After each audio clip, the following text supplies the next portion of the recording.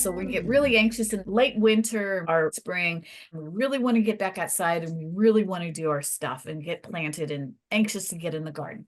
And so what we end up doing is starting our seeds and we want to put them outside. And with the weather changing and adapting just a little bit, there's always a chance that we put our plants out too soon.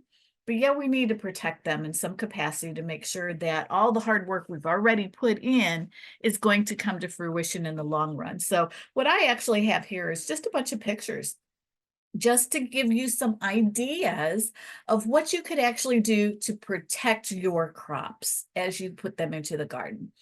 So let's look at this. So we have what are called floating row covers and low tunnels. So over on this side, you see actually the top left is going to be what we call a floating row cover. It's a fine mesh that you can put onto the crops or onto your plants or onto your trees or bushes or shrubs or flowers to protect them. And the things I'm going to be showing you here can be done in the spring as well as into the fall. So here's the picture of the floating row cover. Like I said, it's got that mesh.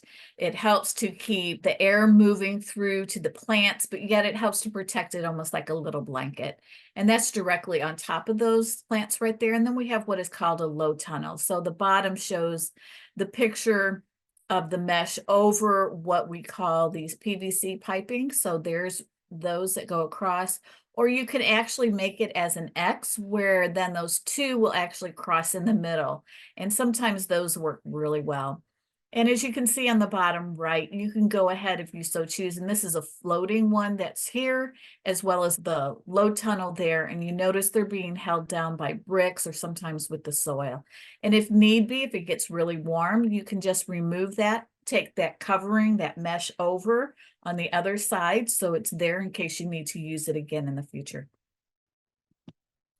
And then we have what we call cold frames and hotbeds. They really look identical to each other. The only thing is that the cold frames actually have no heat in it, whereas the hotbeds actually will have some source of a heat where you might plug it into an outlet in an outside type of an environment.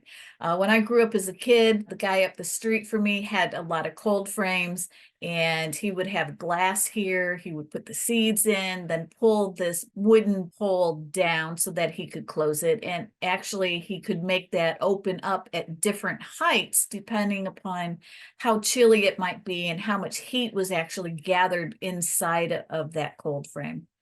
And then for the hotbed, essentially it's the same concept, except underneath the soil here, you might have some sort of a heating type of an element that helps to keep that soil warm. You'll notice that it has the front wall is always facing south, and then the back wall is always going to be facing north. Also in this top picture on the right, you'll notice it's against a brick wall. And usually a brick wall will gather that heat, especially if it's on the south side of a building, and it can help to put some of that heat from that brick down into those beds as well. Other ideas are called clutches. It's a really interesting term.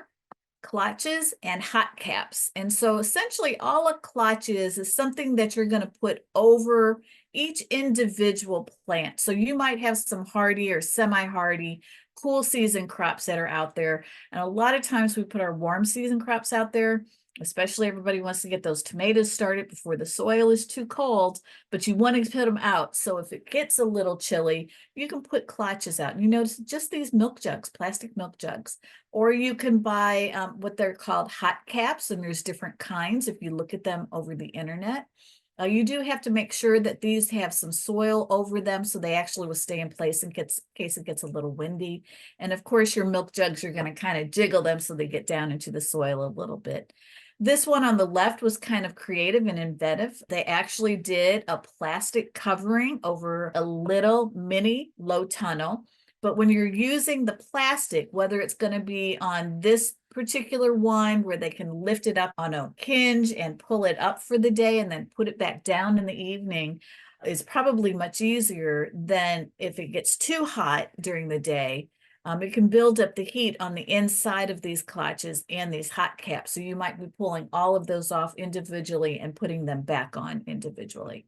So think about those sorts of things when you're trying to decide what you might want to use.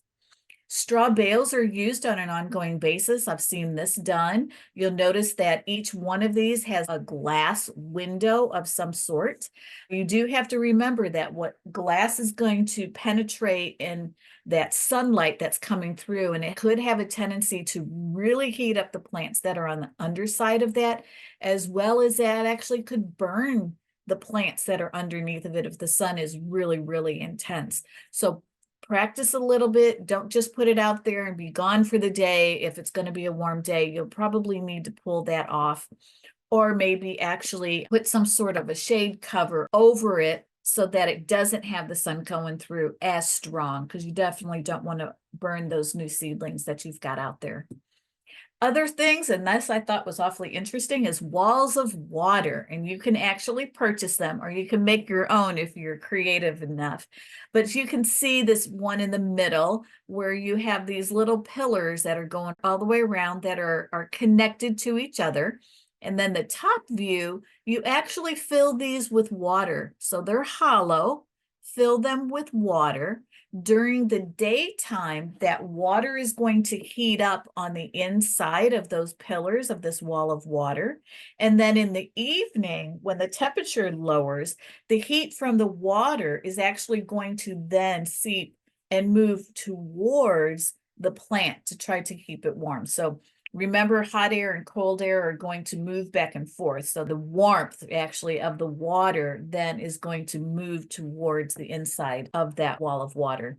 And here is just a picture that I found. It looks like it's those quart-size soda bottles. And you fill it up with, clean them out really well. Go ahead and put some water in it, and use some sort of duct tape to hold them all together. And again, you've created your own wall of water. So I thought that that one was pretty ingenious as well. And then just some other ideas that you may not know or to think about. I thought this one on the bottom right was creative. You know, if someone has a purchases water, like a Culligan water, that's what that bottle looks like to me.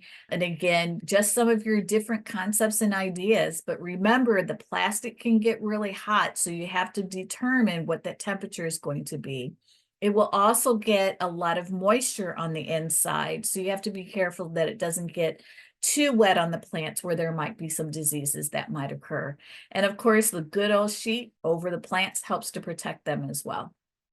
And those are just some ideas that you all might be able to use as you're trying to keep your plants growing this year after you get them out into the garden.